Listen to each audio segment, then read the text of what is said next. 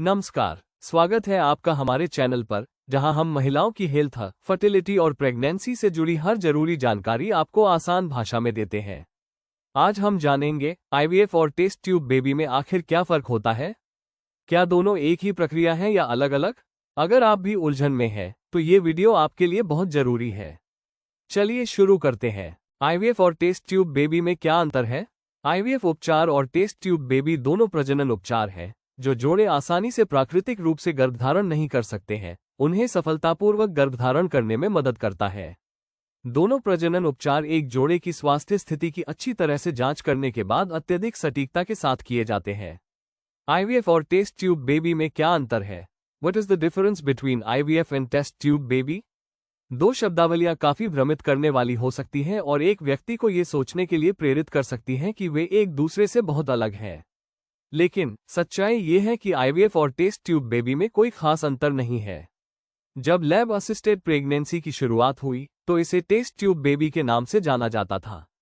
इससे पहले कि लोग आईवीएफ जैसे अल्फा शब्दों को समझते, इस प्रक्रिया को टेस्ट ट्यूब बेबी कहना सबसे आसान तरीका था। यह मुख्य रूप से इसलिए था क्योंकि निषेचन, फर्टिलाइजेशन, एक प्रयोगशाला जैसे वातावरण और एक परख नली, टेस्ट ट्यूब, में हुआ था। IVF test tube baby process का आधुनिक संस्करण है। चिकित्सा उपचार के रूप में आईवीएफ शब्द का उपयोग पिछले एक दशक में चलन में आया। चाहे आप इसे टेस्ट ट्यूब बेबी कहें या आईवीएफ, गर्भावस्था उपचार शुरू से ही उल्लेखनीय सीमा तक विकसित हुआ है। आज आईवीएफ उन जोड़ों के लिए सबसे अधिक उपयोग किया जा रहा है जो प्राकृतिक तरीके से गर्भधारण नहीं कर सकते हैं या जिन्हें कम शुक्राणु, खराब अंडे की गुणवत्ता, दर्दनाक निर्माण, पेनफुल इरेक्शन, ओवुलेशन में परेशानी आदि का सामना करना पड़ता है। टेस्ट ट्यूब बेबी और आईवीएफ जैसे प्रजनन उपचार चिकित्सा विज्ञान के इतिहास में बहुत बड़ी छलांग है। इतना ही नहीं, चिकित्सा विज्ञान ने आईवीएफ के साथ ICSI, intracytoplasmic sperm injection, ICSC, TESA, testicular epididymal sperm injection, TSI, PRP, platelet rich plasma, PRP, और IMSI, intracytoplasmic morphologically selected sperm injection, IMSI, जैसे अधिक जटिल उपचारों के साथ आईवीएफ प्रक्रिया के तरीके में क्रांति ला दी है। आईवीएफ या टेस्ट ट्यूब उपचार की आवश्यकता किसे है? Who requires IVF और टेस्ट ट्यूब ट्रीटमेंट्स? कोई भी व्यक्ति या दंपत्ति जो सामान्य प्रसव को गर्भधारण करने या संसाधित प्रोसेस करने में परेशानी का सामना करते हैं, वे आईवीएफ या ट्यूब बेबी प्रेगनेंसी पर भरोसा कर सकते हैं, जब तक कि वे समस्या का कोई प्रमुख अंतर्निहित कारण न हो। जिन जोड़ों को अस्पष्टीकृत बांझपन का सामना करना पड़ता है, वृद्ध जोड़े जिनके कई गर्भपात हो चुके हैं, जिन लोगों में शुक्राणुओं स्पर्म काउंट की संख्या कम है, फैलोपियन ट्यूब में रुकावट है, उन्हें आईवीएफ उपचार या जिसे सामान्य लोग आसानी से टेस्ट ट्यूब बेबी प्रक्रिया के रूप में समझते हैं, इस तकनीक से लाभान्वित हो सकते हैं। यदि पुरुष साथी दर्दनाक इरेक्शन से पीड़ित है, शुक्राणु पैदा करने में कठिनाई है या शुक्राणुओं की संख्या कम है, तो वे एक शुक्राणु दाता की मदद ले सकते हैं, जिसके शुक्राणु स्पर्म का उपयोग महिला साथी के अंडों के साथ निषेचन, फर्टिलाइजेशन के लिए किया जा सकता है। आईवीएफ या टेस्ट ट्यूब बेबी की प्रक्रिया क्या है? What is the procedure of IVF और टेस्ट ट्यूब बेबी? 1. उपचार की शुरुआत, बिगिनिंग ऑफ द ट्रीटमेंट। यह आपके आईवीएफ उपचार की पहली आधिकारिक शुरुआत है। प्रक्रिया में दाता, डोनर, मूल रूप से यह समझने की कोशिश करता है कि आपके मासिक धर्म का पहला दिन कौन सा है। 2. अंडाशय की उत्तेजना, स्टिम्युलेशन ऑफ ओवरीज। एक सामान्य चक्र में अंडाशय, ओवरीज, एक अंडे का उत्पादन करते हैं।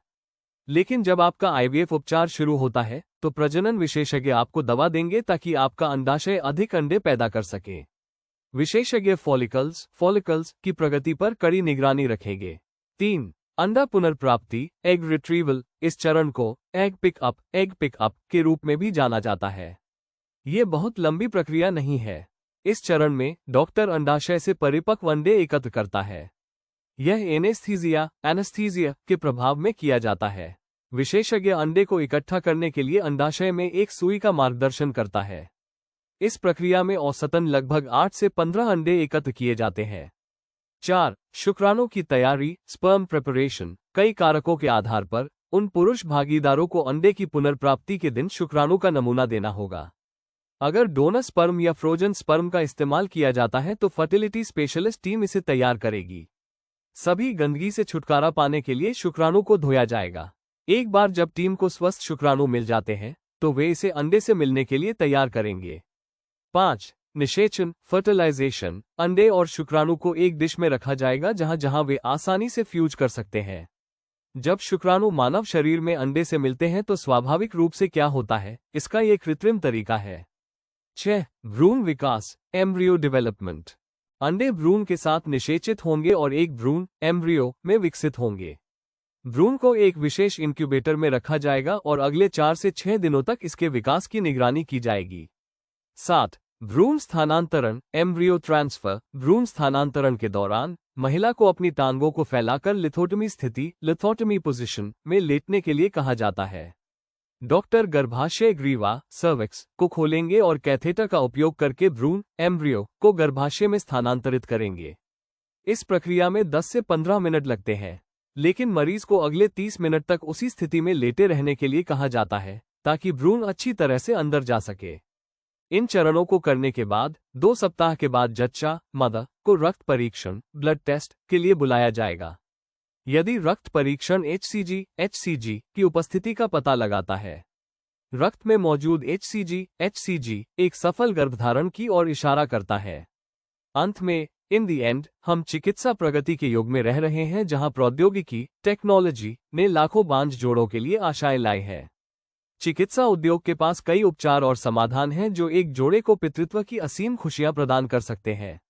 यदि आप अपने प्रजनन तंत्र में कोई समस्या महसूस कर रहे हैं तो आप प्रजनन विशेषज्ञों से परामर्श कर सकते हैं।